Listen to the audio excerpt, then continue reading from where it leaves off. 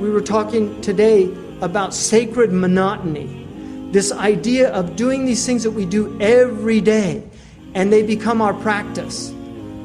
Like the master archer who goes out every day and practices until it becomes effortless.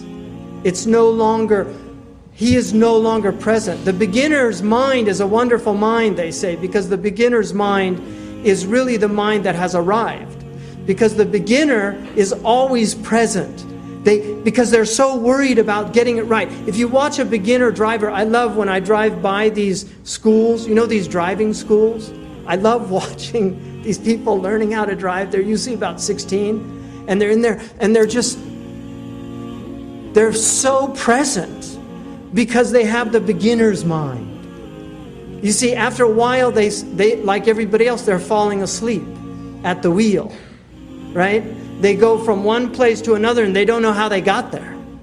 But they've done that trip so many times because they're asleep at the wheel.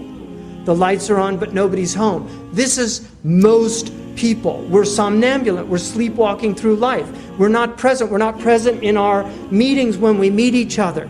We go through the motions. We shake the hands. We don't really hear the names. When I lived with the Bedouin in Mauritania, one of the things that really floored me about some of the Salihin amongst them, one lady, and a very dear lady to me, she was the wife of my teacher and she died a few years ago, Maryam bint Boueba. And I wrote a piece about her called Another Mother of the Believers.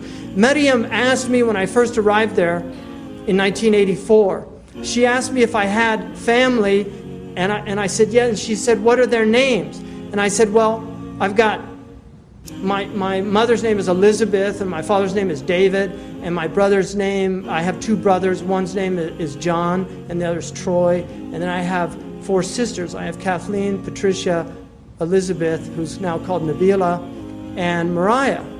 And I didn't think anything of it. I left, after I left that period, there were 10 years before I went back. When I first saw Maryam, after 10 years,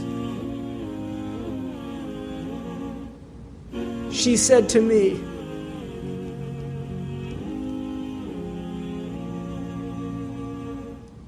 كيف ديفيد؟ كيف إليزابيث؟ كيف جون؟ كيف تروي؟ كيف Mariah, Patricia? And she named all of my family. And it just really, it was such a dagger to the heart because I realized she wasn't just asking to chat. She wanted to know their names. And she internalized their names.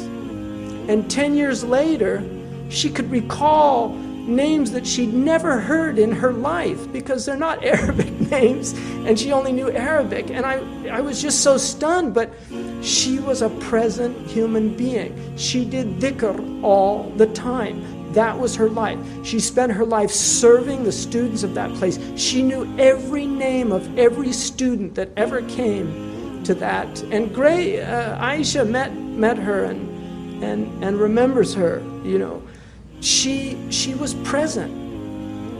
And this was from practice. This was from just the monotony of every day working on your presence with God.